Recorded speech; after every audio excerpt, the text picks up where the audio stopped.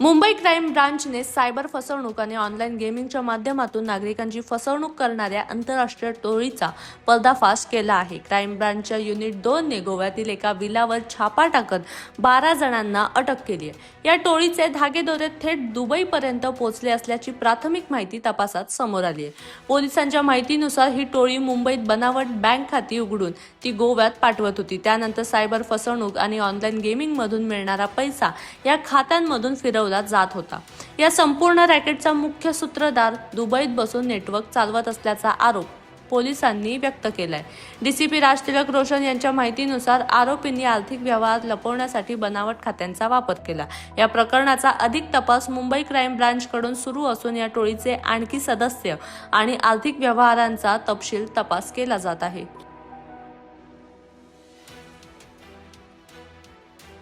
Unit 2 crime branch के पास एक cyber fraud related investigation चालू था, जिसमें साइबर फ्रॉड और ऑनलाइन गेमिंग के जो पैसे इलीगल तरीके से आ रहे थे उनको एक दूसरे अकाउंट से लॉन्डर किया जा रहा था, लेयरिंग की जा रही थी और उसमें बहुत सारे अलग अलग अकाउंट्स खरीद के यूज़ किए जा रहे थे। इसमें इन्वेस्टिगेशन के दौरान अपर लिंक का शोध चालू था और उस दरमियान हमें लिंक मिली कि जो अकाउंट्स हैं वो मुंबई से गोवा भेजे जाते हैं।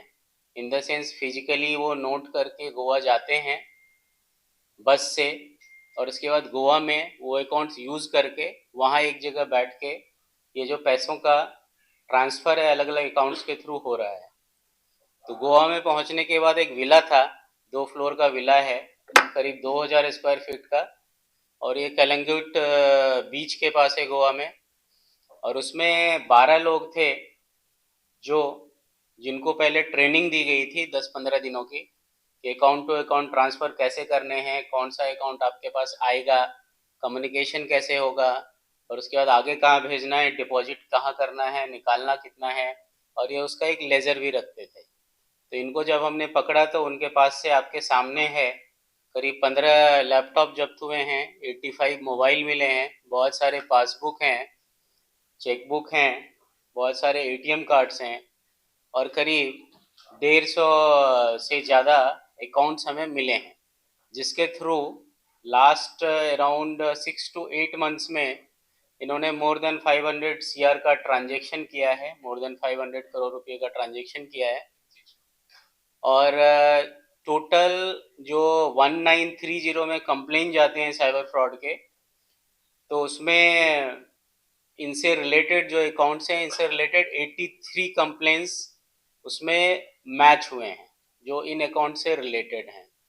तो हम आगे के इन्वेस्टिगेशन में जो ये अकाउंट के सोर्सेज हैं और जो लैपटॉप्स वगैरह हैं अकाउंट के सोर्सेज, देन जो किन से इन्होंने लिया है और बाकी लोगों का क्या रोल है, ये भी आगे का मेरा इन्वेस्टिगेशन का पार्ट है। और इसमें क्या अपर लिंक है वो और भी आगे का इन्वेस्टिगेशन का पार्ट है।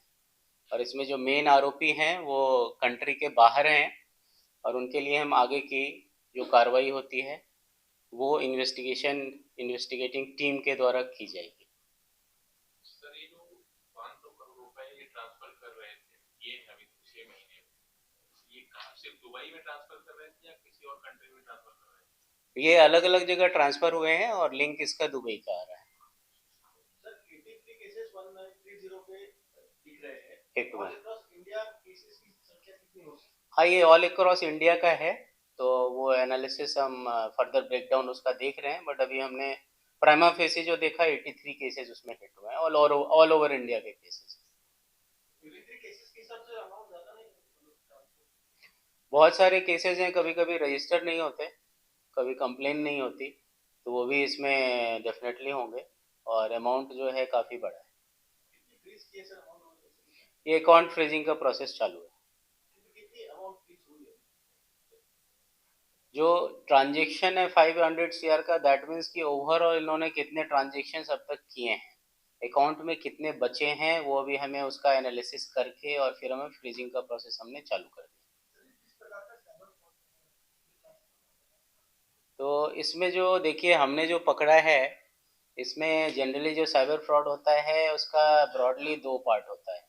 एक जो साइबर फ्रॉड करते हैं और उसके बाद दूसरा पार्ट होता है वो जो उन्होंने साइबर फ्रॉड किया तो जो पैसे हैं उसमें उसको आगे का कहीं पे भेजना लेयर करना वो दूसरा पार्ट है। तो ये जो टीम है ये दूसरे पार्ट वाली टीम है जिन्होंने एक्चुअली फ़ोन करके बाकी अलग अलग तरह के साइबर फ्रॉड किए होंगे, जैसे डिजिटल अरेस्ट किया होगा, ओटीपी फ्रॉड होगा, एपीके फ्रॉड, वो सब पीछे का पार्ट है, बैकवर्ड लिंकेज है और उस पर भी हमारा इन्वेस्टिगेशन का हमारा पार्ट वो भी है। तो जो पीछे का पार्ट है इन्वेस्टिगेशन का वो भी हमारे इन्वेस्टिगेशन का पार्ट है और आगे जो लिंकेजेस हैं ये पैसे कहाँ गए और कैसे यूज हुए वो भी हमारे इन्वेस्टिगेशन का पार्ट है। सर जो आरोपी पकड़े गए वो क्या किसी कमीशन में काम कर रहे थे या फिर किसी ग्रुप से जुड़े हुए थे? हाँ, इनको कमीशन मिल रहा था, एक तो 3% कमीशन मिल रहा था। हाँ, ट्रांजेक्शन वाइज, और साथ में इनको मंथली सैलरी भी दी जा रही थी करीब 30-35 हज़ार।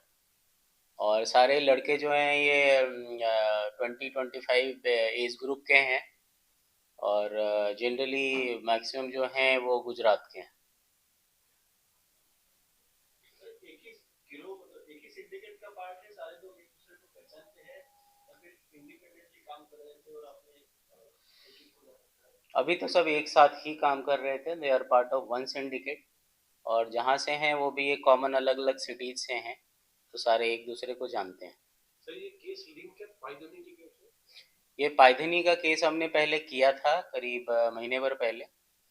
उसमें जो अकाउंट्स वगैरह मिले थे उसमें आरोपी मिले थे, उनसे पता चला हमें based on plus technical analysis कि और भी चल रहा है इसमें और उसका जो सेंटर है वो गोवा है।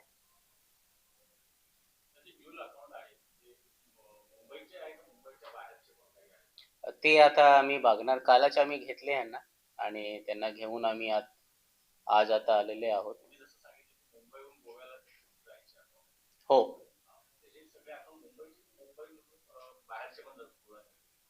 मुंबईतच आहे डेफिनेटली आणि अजून बाहेरचे पण होऊ शकतो।